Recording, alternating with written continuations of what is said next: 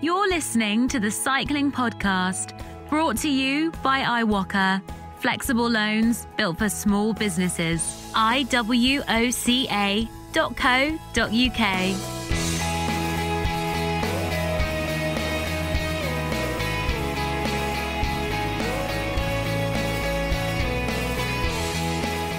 Okay, let's get to this. The nominations for the best sports podcast are the Cycling Podcast, Richard Moore, Lionel, Birnie, and Daniel Friebe. Hopefully I've pronounced that right.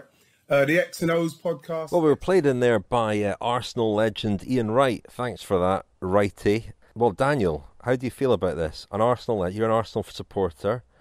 Ian Wright was announcing the winner at the weekend, or the winners of the British Podcast Awards in the sports category. We were shortlisted. Unfortunately, we didn't win again.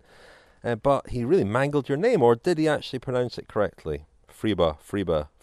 I'm not sure whether he mangled it or not, Rich, but he has an excuse. He doesn't know me, in spite of the fact that I'm an Arsenal fan. You both, and pretty much everyone else I know, has been pronouncing it wrong for years. So no worries, Righty. I believe it's pronounced Friebe. No, can't go wrong with that. That's the Italian iteration. Yeah. Well, Lionel, how are you?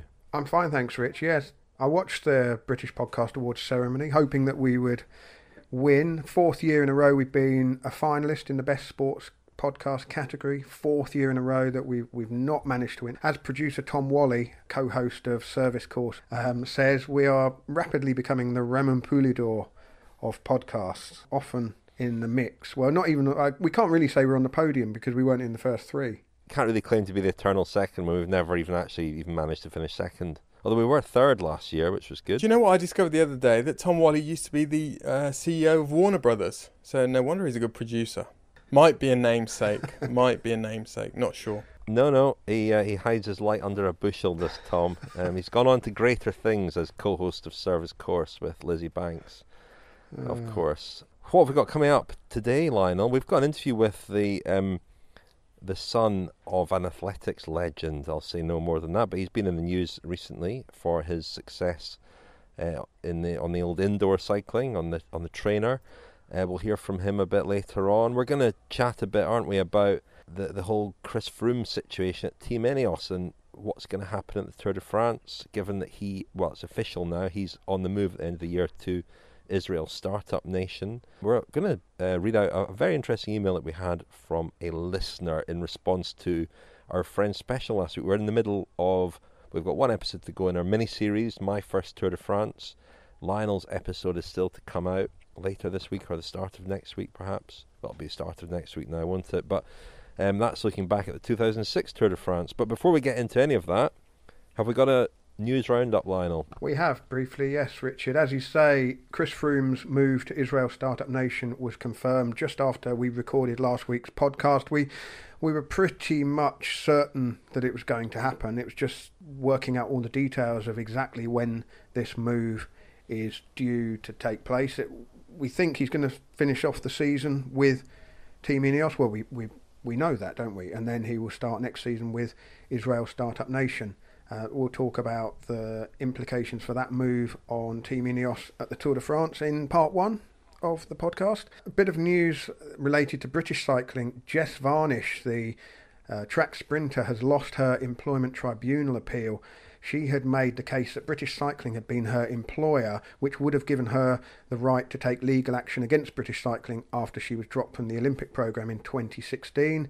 British Cycling considered that her lottery funding was a grant and didn't constitute employment, and an employment tribunal has upheld the original decision that Varnish was not an employee or a worker. So pretty much establishing that riders on a grant-funded basis at British Cycling do not have full employee rights, which to see the confirmation of that is quite interesting. Mitchelton Scott have announced that Adam Yates will go to the Tour de France and Simon Yates will go to the Giro d'Italia. I don't know whether that news surprised either of you two at all. Yeah, a little bit. Expected Simon Yates to go to the Tour, but what do you think of that, Daniel? I think we spoke a few weeks ago, didn't we, about this idea or this question of whether the Giro would be shortened, and even 18-day Giro would be a watered down and less prestigious Giro. Well, that would have suited him in 2018, wouldn't it?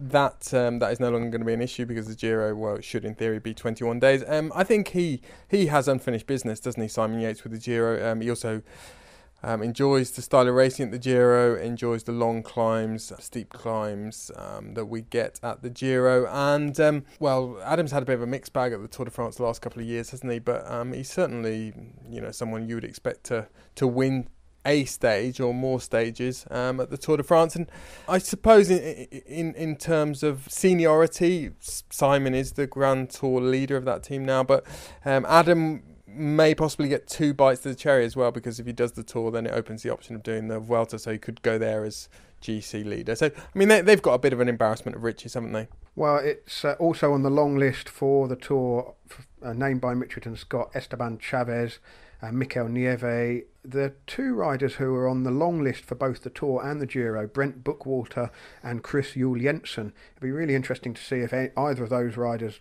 does both, because obviously there's only a couple of weeks between the 2 races. I would have thought, given the length of those long lists, there's plenty of options that would mean that the riders could do one or the other rather than having to do both, but we shall see, of course. The Tour de Wallonie, which is being held next month, has got a small issue with one of the stage finishes, because the mayor of Ath, which is supposed to be hosting one of the stage finishes, doesn't want the race to come to town because of the coronavirus. We've not really seen any other, or certainly I've not seen any other examples of this where a town or region wouldn't want a bike race to visit because of coronavirus. But so that caught my eye. And Team Sunweb rider Michael Storer was sent home from a team training camp in Austria because he broke their quarantine or bubble rules, I guess. Bubble rules? Are we going to call it bubble rules? But they obviously had some measures in place to make sure that everyone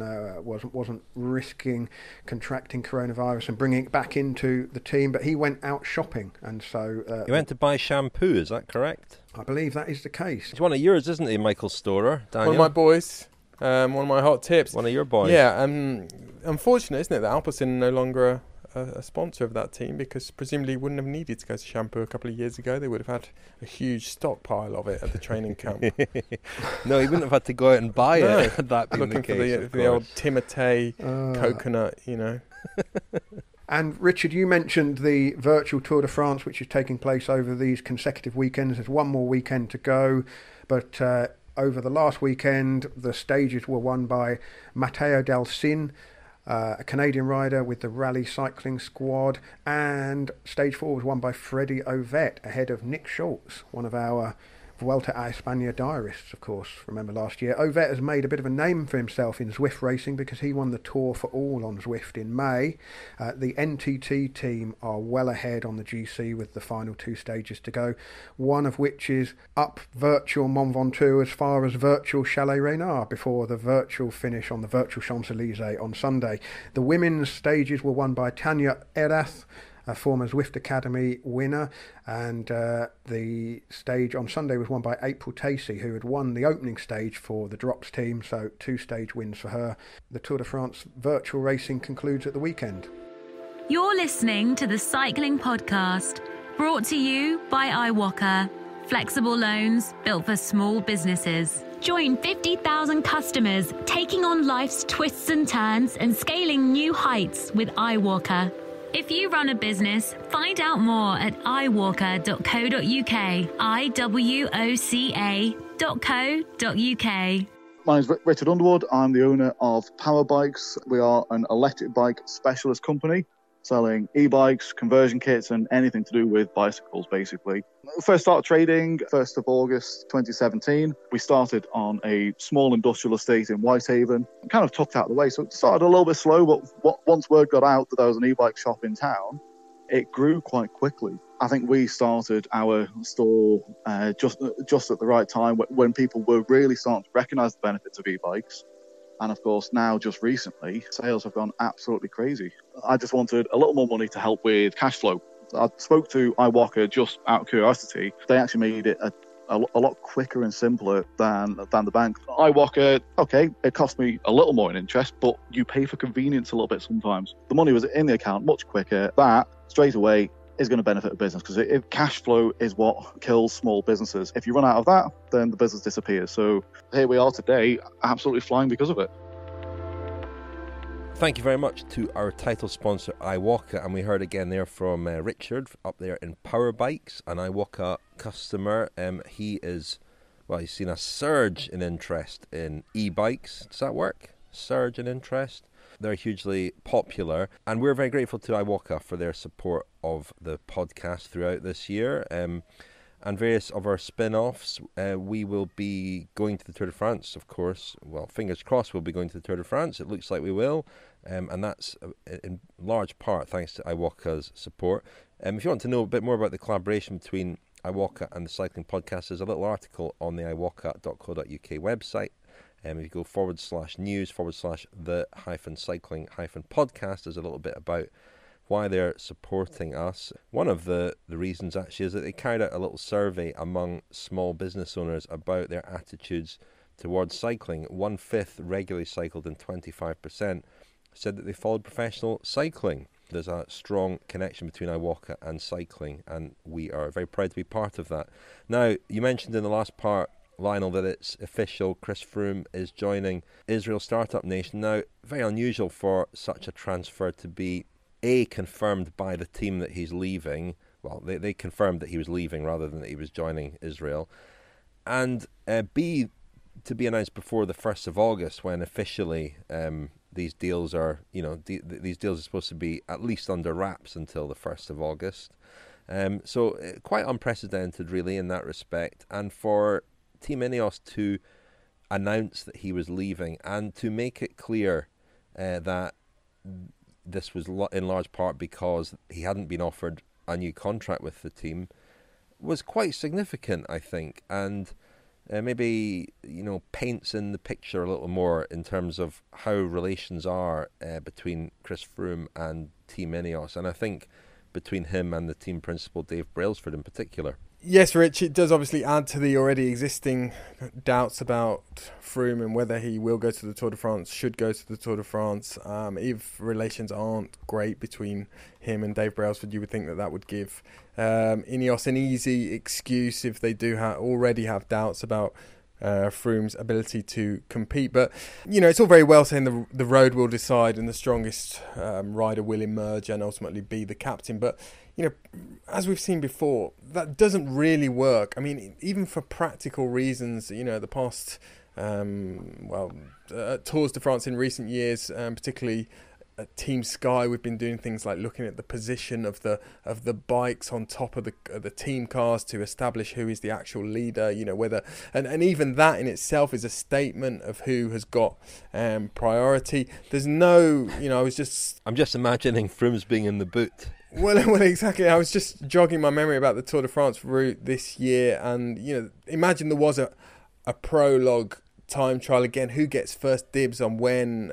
Who's the rider who goes off last? Who's the rider that goes off first? If there are 3 leaders, what do you do with that? Fortunately, there is no time trial early in the race this year. There isn't one until, in fact, the penultimate day of the race. But there are lots of little things like that which will send a clear message to the riders, to the team, who is the top man. So it's going to be tricky, I think.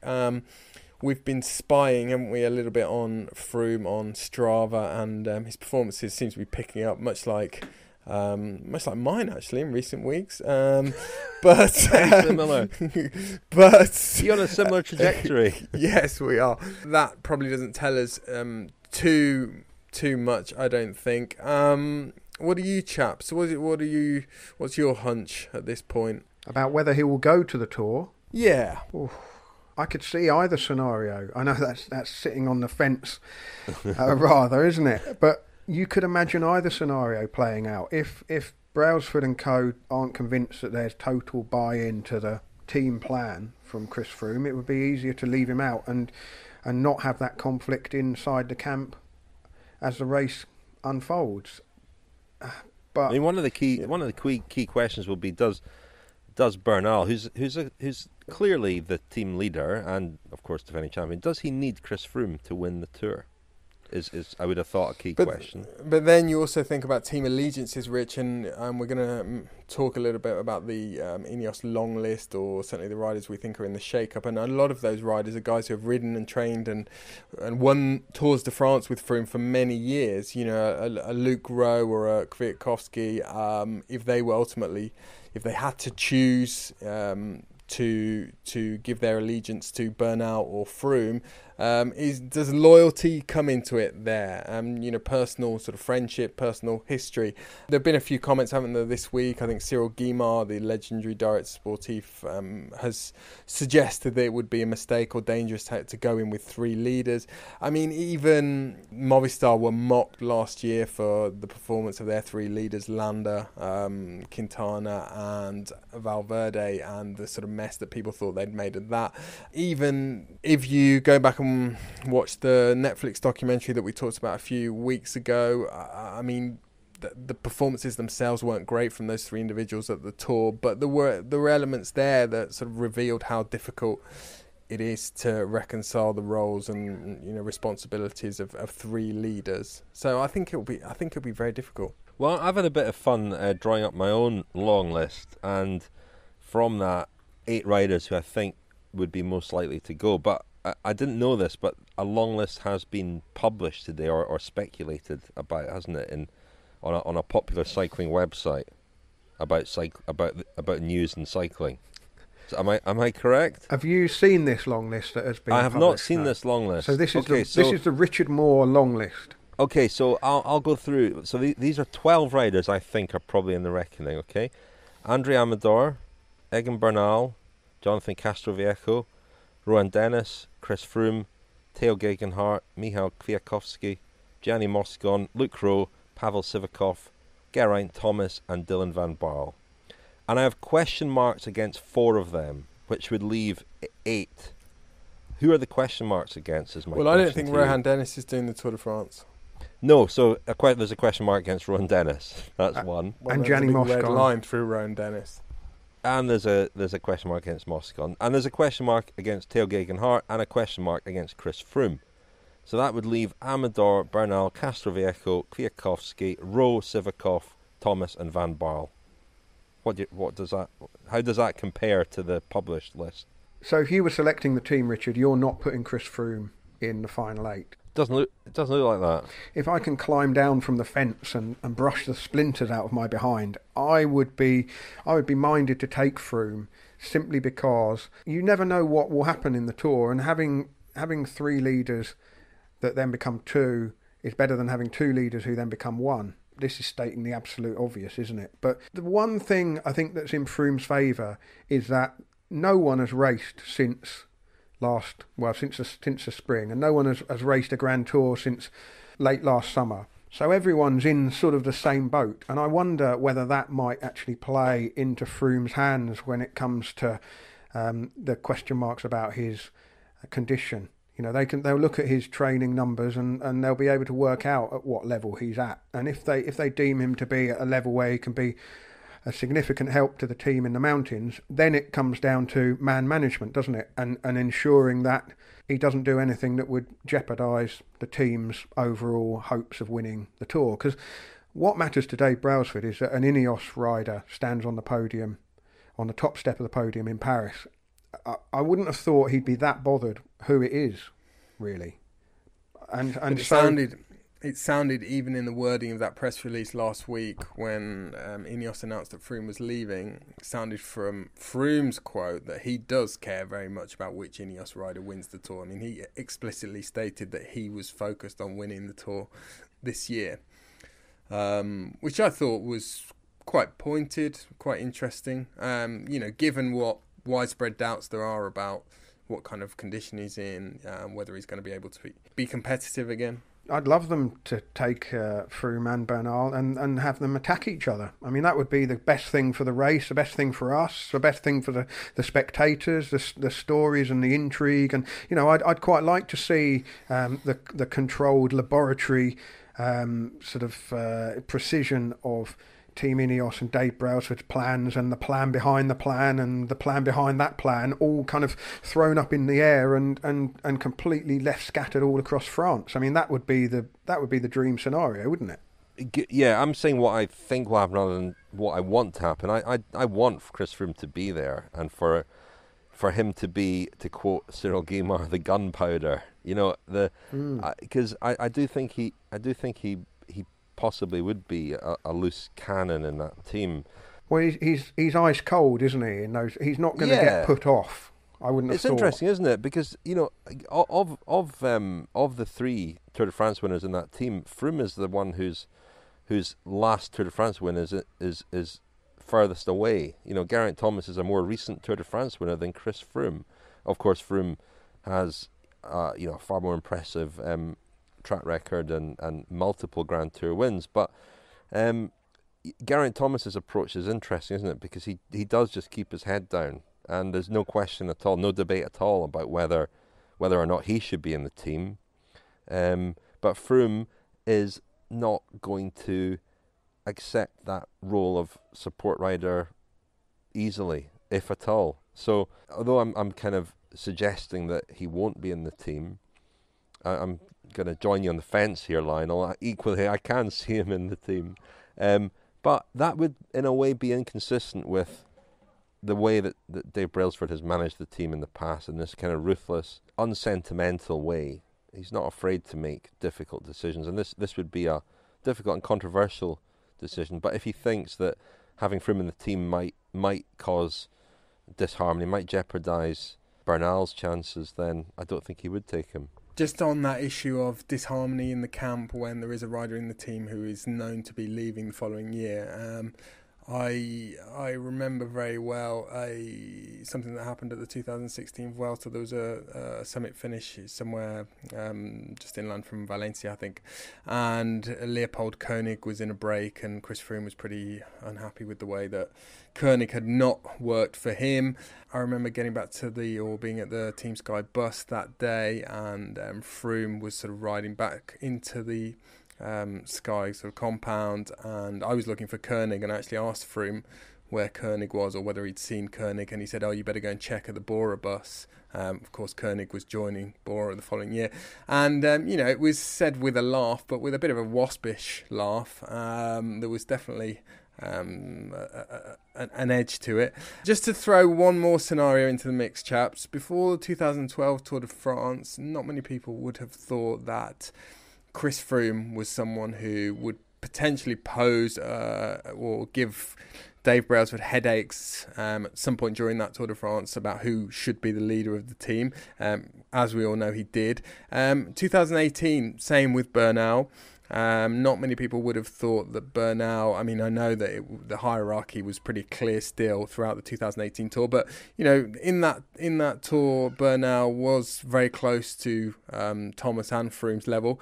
What happens in 2020 if Pavel Sivakov, who, is not far off the level of the best climbers and the best GC riders in the peloton? What if he makes that quantum leap this year? He's 22. It's about that sort of time in a Grand Tour winner's career that they tend to make a big step up. That could happen this year. But it's a lot easier to persuade a young rider on a reasonably long contract sometimes to fall into line and with the carrot that your time will come. I mean, that's effectively what Brailsford spent a lot of time talking to Chris Froome about in 2012. This isn't your year, this is Bradley Wiggins' year, but we'll give you everything in future years. And of course, 2013 came round and Bradley Wiggins didn't even make the start of the Tour, did he? I just on Froome, I mean, it's a risky bet anyway, isn't it? When you look back over the last 40 years of the Tour, only 2 riders have won a Tour 3 years after their previous victory. That's Greg LeMond, who won in 89 after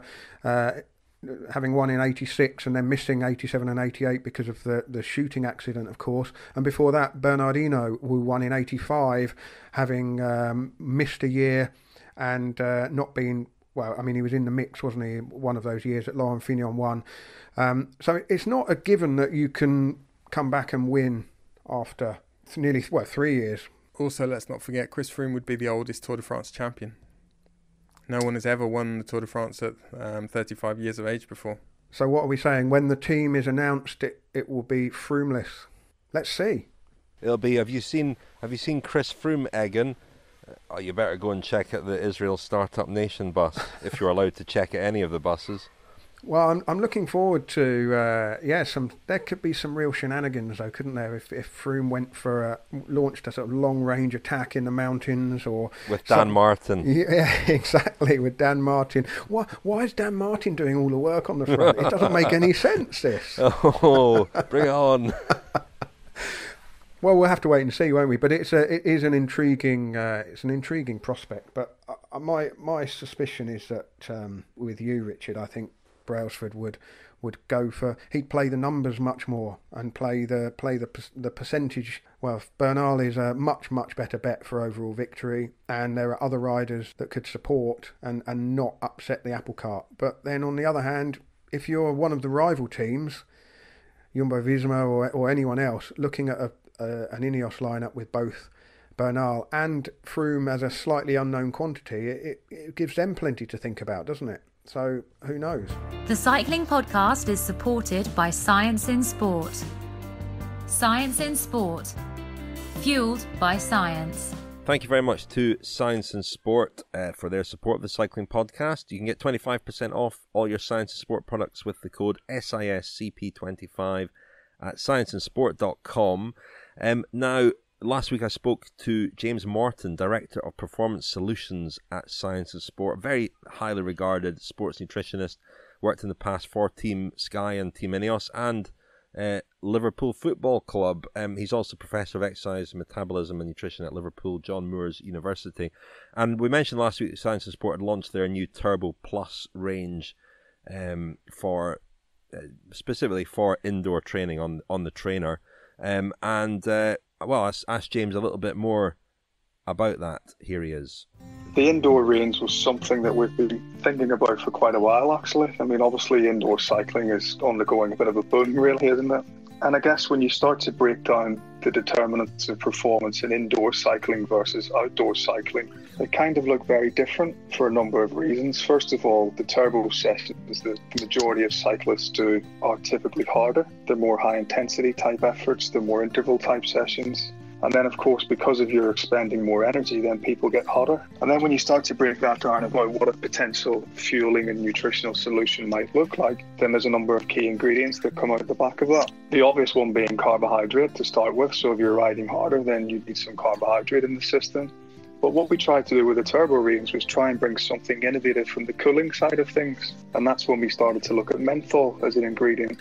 Menthol is quite an interesting ingredient. There's lots of research over the last 5 to 10 years pretty much showing that menthol has a cooling effect, at least in terms of reducing the thermal stress that people experience when they exercise. And so the whole premise was really bringing carbohydrate and menthol together. And really the whole solution is about rinsing those beverages in the mouth for 5 to 10 seconds before swilling them and then before then swallowing them. And what actually happens is that within the oral cavity, we have some receptors that sense carbohydrate, first of all, and those receptors then feed back to the brain. And as a result, then the brain perceives the exercise as easier.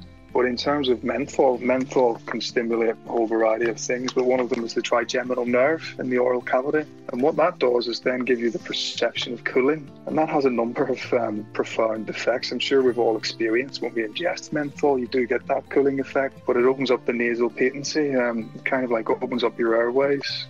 Essentially what happens from a performance point of view is that you feel cooler, you feel less stressed because of the heat. Your ratings of perceived exertion come down, so you can ride at a similar power output for less perceived effort. But also you can improve your power output, you can improve the time that you spend at a certain power output.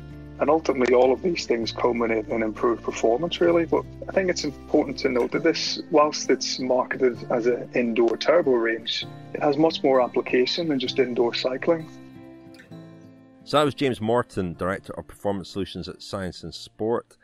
He keeps messaging me, asking me whether I've tried the Turbo Plus range. I haven't, because I'm moving house currently, and I haven't been on my turbo trainer recently. But it's also good, he said, for the hot weather. So I'm sure I will be using it. And also, I'd like to invite listeners to send in questions. We've done this in the past, but James has offered to answer your questions about nutrition, which is very kind of him. A voice message would be best if you can email an audio file to contact@thecyclingpodcast.com, or just write in your question if you'd prefer, about either your own nutrition or the pros. I mean, nobody has more experience than James at working with elite athletes, I don't believe. So he really knows his stuff, and it's fantastic to be able to tap into his expertise.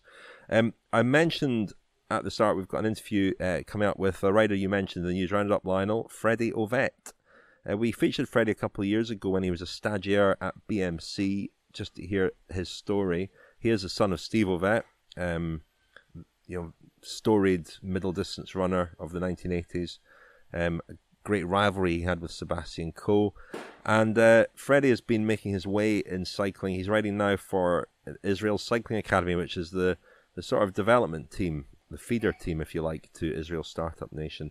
But he's had some success on the Turbo Trainer on Zwift over the lockdown period. So here's what he had to say about his latest success at the Tour de France Virtuelle. I want to ask you about your exploits on the trainer, because you really caught the eye. Does that surprise you, or is it something that you've recognised that you've got an ability to do?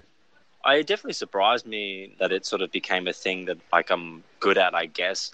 It was just something that I was doing in lockdown to keep me sane, like everyone else. And then these events started popping up, like Tour for All and the Tour de France Virtuelle, and I don't know why, but I'm all right at it, and I enjoy it probably a lot more than other people, and maybe take it a bit more serious than a few other people as well, and that helps.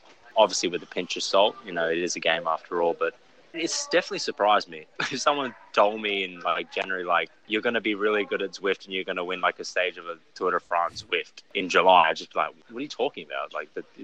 It's very strange how this has all happened, but in strange times we sort of grab onto what we can, and that's what I did with Zwift, and it's just been great for me from a physical point of view. It's really kept me ticking over, so that's the main thing I've taken away from it. Was it a big part of your training anyway? Were you a regular? No, I never did Zwift before lockdown. I never did it before. I didn't like it, to be honest. I tried it a few times and I got blown away like everyone does the first time. And I was like, this is stupid. These guys are cheating or whatever, and I didn't do it anymore. And then we did lockdown, and a few of my mates were doing it. So I would just ride around with them on Zwift, and then they would say, hey, we're doing this race, do it with us. And then I did one, and I did 2, 3. And then I just found that it was just such a great way to get in a quality training session. And so I just sort of continued like that, and then got pretty good at it in the process.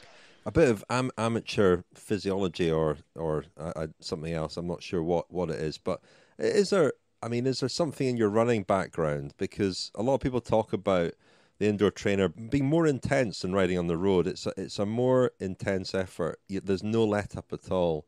And I wonder if psychologically, mentally, the effort is more similar to running than cycling out on the road. I don't think you can compare it to running or outdoor cycling at all, to be honest. I think the only maybe facet you can sort of compare it to in cycling is a time trial, that it's going to be this sort of hour or a little bit less. And for me, I can really wrap my head around that a lot easier. This is only going to be 45 minutes. That these are the two sort of areas that are going to be really difficult in the race. And it's like when I go back to Australia and I do a criterion, I'm like, wow, there's so many guys who are so strong, and I'm feeling terrible. I'm like, am I a bad cyclist all of a sudden? But there's a lot of people who can do a really good hour of power or a 5-minute sort of 20-minute segment of power, and I think that's what appeals to a lot of people with Zwift, that they can sort of compete at all sorts of levels with all sorts of people, and it's not like a massive 4 or 5 hours or 200k. I don't know if I can get through that. It's manageable. That's what made training each day easy, because I could make these manageable things with the racing part of my training, and once you learn to sort of just the few sort of ins and outs of the game, because it is a game. And that's not beat around the bush. It's a game. I was able to convert that to doing well in the big races. But yeah, in terms of comparing it to running, no, I can't make any sort of parallels there with intensity or anything, because it's just so different. It's a game, but it's a very physically challenging game, and I mean, the challenge for you has always been for any rider who's trying to get into World Tour or Pro Conti is just to get noticed, and if nothing else, these results, they've got you noticed. I mean, that can't do any harm. No, I mean, like, I said this earlier to someone that, like, with quarantine and teams folding and sponsors leaving and everything, like, I think as riders, it's kind of our duty, if they're paying us a salary, that we have to think of different ways to, like, promote them. And Israel, as you know, is a team that loves to do social media and loves to get involved in events like this. So when they jumped on board and I figured out that I was okay at it, I was like, wow, okay, this is not only great for me to get some publicity, but it's fantastic for the team to get some publicity. So it kind of worked hand in hand. It gained a lot of attention, some positive, some negative. That's always the case with anything, as you know. But for me, like, I found the whole Zwift thing in these last few months I turned a negative situation of being stuck in a house and not being able to leave, only to the supermarket, sometimes leaving my house only once sort of every 3 days. A horrible situation, and because of Zwift and because of Israel's sort of tenacity to turn grim situations into positive social media wise, I have to be thankful to Zwift, and I have to be proud of this last period and how it's sort of worked out for me. Whatever that entails in the next few months or next year, I don't know, but I think lockdown went sort of maybe terribly for a few people, For sure it did. It's a really intense mental period to get through. So personally, it couldn't have gone any better. And Zwift played a big role in that. And have you any idea? I mean, a few riders have spoken about how that sort of training has actually seen them come out of lockdown and get back onto the roads in really good shape. I mean, how's it translated into your performances on the road, just in training?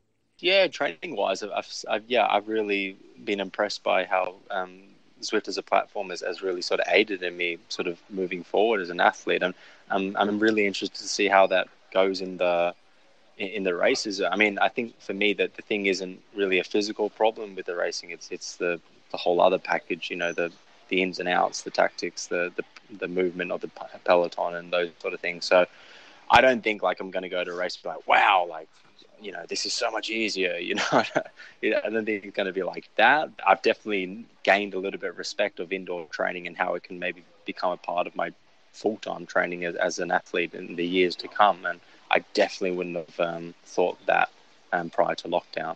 And what are your plans? You've got a few races coming up, Freddie. Any big races this year, and what are your plans for next year? For me personally, a goal is Tour of Savoie. It's a big climbing race in France, start of August, and with my sort of abilities as a rider, I'd like to think I can hopefully plan to do quite well there. So that's at the start of August. We have a few races in the lead up on the way there. So, and then as of after that, it's really up in the air if I sort of join the World Tour team here and there, and really a lot is still undecided, to be honest. So. Look, obviously my goal is to step up into the World Tour team, and however, I think the way for me to do that is just to, produce results at the continental level, and, hopefully that's enough to warrant a place. Maybe Chris Froome put in a good word for you. I don't know. I said in an interview recently, I'm not sure if he remembers me from a training ride a few years ago, but yeah, I certainly do. And we're both British in strange ways, Kenyan heritage for him, and Australian sort of for me. So, but yeah, I guess we do share that. Well, I mean, it's going to be a big change, isn't it, for that team next year? I guess huge. But we're all hoping a positive one. So let's see. It was interesting hearing Freddy Ovett there refer to the Zwift racing as a game and the game elements of it being important, because I think a few riders have made that point. Tanya Erath, the Zwift Academy champion, who won one of the women's Tour de France virtual stages at the weekend made a similar point, that you need to know how the software works and what advantages you can make when you can make them. It's not a replication of road racing. It's a different kind of effort and a different sort of strategy as well. So that was interesting. But whether that will speed Freddy Ovette's progress through the peloton from this point, we'll have to wait and see. He didn't have much time for my theory that his running background, because he was a very good middle-distance runner himself, won a scholarship to Oregon before turning to cycling. A few people have said about how the turbo trainer encourages a very sort of aggressive pedalling style, which you're really attacking the pedals a lot more than you are out on the road, I think. Very amateur theorising here, but I thought that might be more similar to running than conventional cycling. I don't know. Yeah, we sort of floated the idea earlier in the lockdown, didn't we, chaps? The need to use turbo training more and more might open riders and trainers and physiologists' eyes to maybe benefits they didn't know they could get from this sort of training, and that it might play a bigger part in their training future. I mean, the sort of prevailing mood on that, I sort of sense that, well, primarily most of the riders have sort of let the turbo training slip, or been able to let the turbo training slip over the last few weeks, because most of them have been able to train outdoors. I've heard less to that effect, less to the effect that they think the turbo training gave them big advantages, and they might do a lot more of it in future. There was a study, a pretty small study by a French physiologist that I read a couple of weeks ago or a few weeks ago. He'd assessed different riders that he was coaching and looked at their numbers and seen how a big block of turbo training affected their performance on the road thereafter, and didn't see that much difference, or certainly not as much difference as he'd expected to see or hoped to see. But yeah, it's been interesting this period, hasn't it, with the digital platforms. I think there was a big surge in the first few weeks, and maybe people like ASO, big race organisers, their antenna started buzzing, and they thought that it was something they needed to get involved with, and thought that it was possibly something which might explode and play a big part in the future of professional cycling. I think the jury's very much still out on that. I don't know. I think probably 7 or 8 of the jury will have come to the conclusion that it's not going to be a part of the regular season, is it? It could be a really interesting winter series, and there could be some very entertaining events, but I think even as the lockdowns have been released and regular cyclists are able to get out on their bike, that has kind of, certainly from my point of view, diminished the appetite to watch virtual cycling. I'd rather do some virtual cycling myself, and if I can't get out on my bike, than watch other people racing on these platforms. I don't know why that is, but certainly for me, if it was a sort of gloomy November evening and there was a really well produced TV show around some Zwift racing or RGT or Ruvi or any of the platforms, then I think there's some potential for it. But in the middle of July, not for me really, I'm afraid. That's me coming off the fence. Having said that, I do think there's a lot of potential for certain types of events from a TV spectator's point of view. 2 that I particularly enjoyed over the lockdown period were the virtual women's tour, which was held on the RGT platform. Now, we'd used the RGT platform for our Giro, of course, so maybe it was my familiarity with the platform that meant that I was able to kind of enjoy it on a different level. But it did seem to me like there was a lot more actual racing going on. There was some sort of collaboration in the chase group and some team tactics at play on the stages that I watched. And the other one was the slightly gimmicky pursuit race with Chris Froome and the cricketer Kevin Peterson, where they chased some celebrities up a mountain. They all set off on staggered times, a bit like a time trial, and then Froome's job was to try and reel them all in before the finish line, which he managed to do, but there was some genuine jeopardy in that, and I felt that type of racing might actually have more appeal to people watching on TV than just watching pro riders racing virtually. Chute à l'arrière du peloton, cycling podcast team car at the back of the pack, please. That's Seb Piquet, the voice of Radio Tour at the Tour de France, to remind us to tell you that this episode is supported by Beer 52. Richard, have you had a delivery from Beer 52 lately? Yes, I have. Don't want to suggest that I've been getting a lot of alcohol delivered, but that has been one thing in lockdown. I think people have discovered the joys of home delivery of things that they like. And Beer 52 is the world's most popular craft beer discovery club with over 150,000 members who receive a brand new mixed case of different beers every month. Each month does have a different theme. Past themes have included beer from New Zealand, South Africa, Korea, and all over the USA and Europe. And as an independent British company, Beer 52 are passionate about the UK craft beer scene and continue to support it during this difficult period. So you get your beers in the post, 8 craft beers. You can customize it. So if you like dark beers or if you like lagers, you can tell them which you prefer. You get a snack in the box and the beer magazine Ferment, which tells you a lot about the beers and the breweries of some of the wares that you're sampling.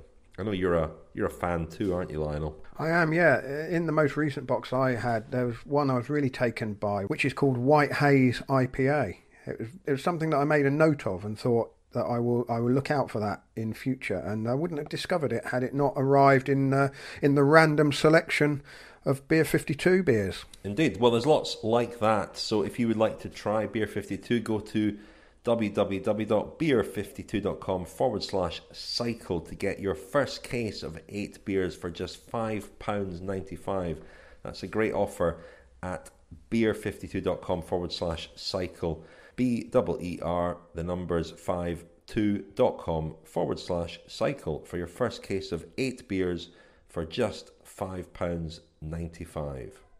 Well, I mentioned at the start that we are in the middle of our mini-series, my first Tour de France. 1 episode still to go of that, and that's your episode, Lionel. But the one that I did, I talked about the 1990 Tour de France, and Greg LeMond won that race, of course, and we had an interview with LeMond in that episode. But one of the questions that you asked, Daniel, was how should Greg LeMond be remembered? What should he be remembered for? You know, not really a pure climber, not a time trial specialist, but a listener has emailed in very interesting, very long and detailed email from Marcus Graham. Thank you, Marcus, for getting in touch. And Marcus says, would you not think that he should be remembered as the innovator? And he mentions 2 classic Graham Watson photos of him in 85 and then 4 years later in 89. He says the development of equipment in that period is out of this world. The low profile bike, the Oakleys, the Giro helmet, the time pedals and shoes, and the tri-bars. He might not have been the first to use some of these things, but he did what others couldn't and understood how to develop them, and he was a catalyst for them to become mainstream. Look at everything else, he says. First rider ever to finish Paris-Roubaix on a titanium bike. The bars, of course, he was well known for various developments in handlebars technology, starting with the tri-bars in 89. Rock shocks in Paris-Roubaix in 92. He started using SRM power meters in 93 and training with watts.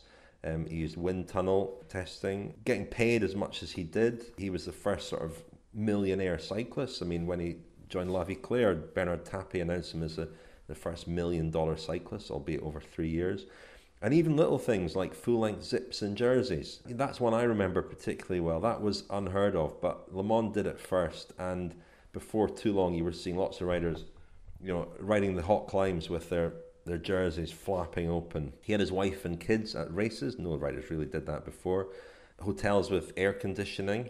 He talked a lot about French riders in particular not wanting air conditioning on or indeed windows open in warm hotels. He mentions diet. He certainly wasn't afraid to do his own thing. He ate ice cream while the French riders ate cheese. Not suggesting that ice cream was a secret to Le Mans' success, but he was unconventional. And finally, Marcus says that in 1991 he had a poor tour by his standards, and he was really baffled, mystified by that, as he told us in the episode. But Marcus says that strangely it was probably his best tour as a pure racer. He was second in a break with Lely in the last week, then his beautiful breakaway on the Champs-Élysées on the final day.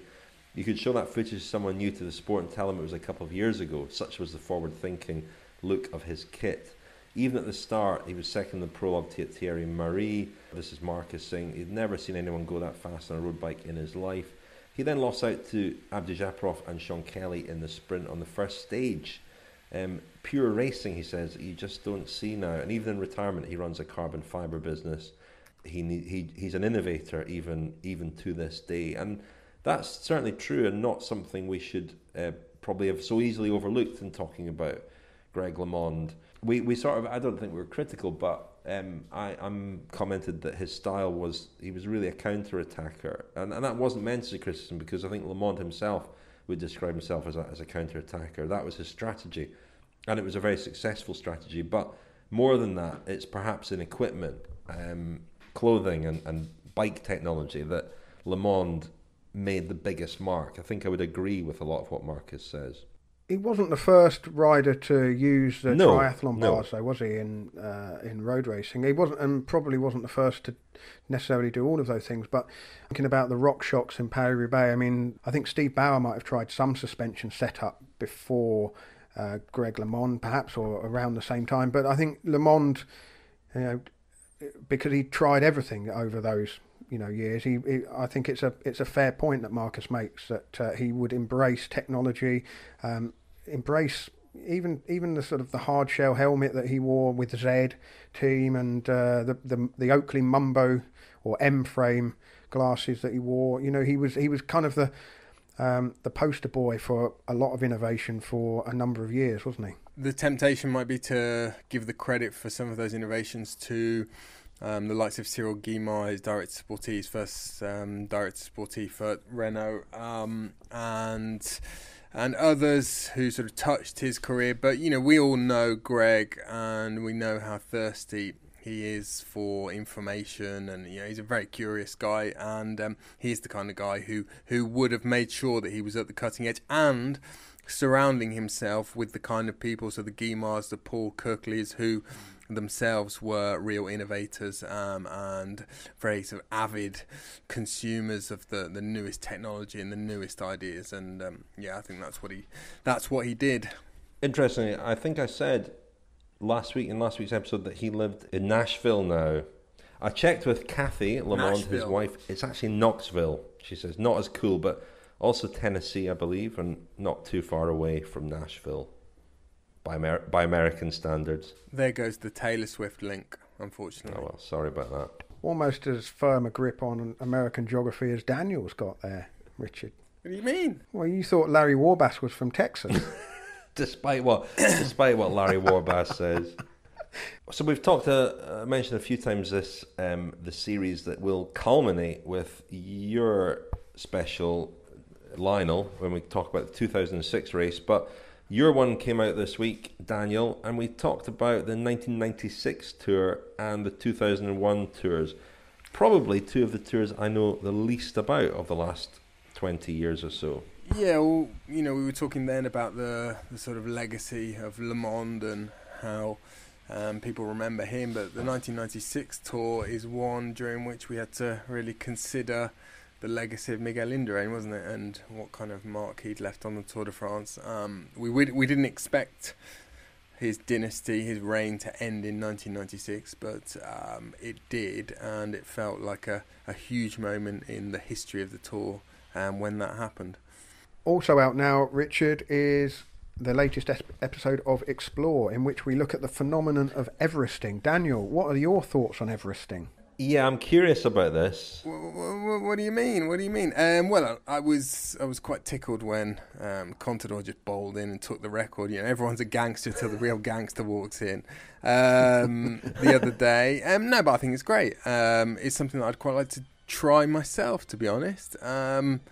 Whoa, here we go. He said it on the podcast. A running Everesting. Well, or a cycling one. I mean, it would probably take me a couple of days. I don't know. How much? Do we have any listeners that have attempted it? How long has it taken them? I mean, it took Contador, 8 hours? Is that just under 7 hours 20? I think it was 7:27. He took 2.5 minutes off Lachlan Morton's record. There was a fascinating. Well, you'll hear in Explore because Hannah Troop spoke to Lachlan Morton about his two attempts. The first of which didn't meet the very exacting criteria set down by Andy Van Bergen and the Hells 500 group, who ratify each attempt. We also heard from the also deposed record holder Hannah Rhodes, whose record was broken by Emma Pooley. Shortly, I want the pronunciation police on Lachlan Morton, please. It's Lachlan with an A. It is Lachlan, not Lachlan. But it's called... It's Lachlan, but people call him Lucky, I've noticed. Yeah, they do, yeah. So where's Rob Hatch? You can't call him. You can't call somebody Lackey, can you? That's the problem, isn't it? No, not really. No, I've seen a bit of snootiness or sniffiness about Everesting, and I think it's great. I think it's a brilliant challenge. I thought that episode was fascinating. It's interesting that the sort of cycling community has kind of arbitrarily settled on this concept of Everesting when, it might just as easily have been the vertical 10,000, which is something which, I guess people might like to try as well. Or the vertical kilometre is quite a big thing in mountain running. We had a guy on the podcast a couple of years ago, an Italian rider called Nicola De Matteis, who became sort of famous briefly around about 2007, 2008 for a letter he wrote to La Gazzetta dello Sport proclaiming himself as a clean rider, which was quite a rare thing at that time. His twin brothers were, I believe, or one of them certainly, was a world record holder for a period of time in the vertical kilometre in running.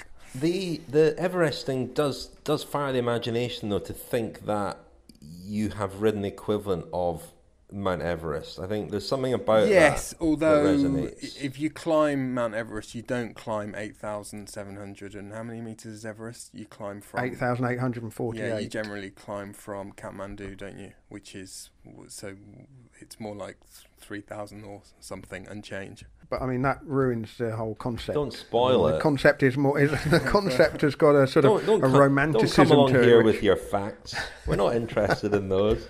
Well, I don't want to spoil too much about the episode because I went into it a little bit dubious about the idea of Everesting, I must admit. And the least interesting thing about it for me is the record. I think the fact that anyone can do it and the choice of hill and the fact that it's open to everyone. I mean, it's a very, very difficult challenge. I've actually been to one of my local hills, which is according to Strava, gained 70 metres in about 1.5 kilometres, and I did 10 reps of that.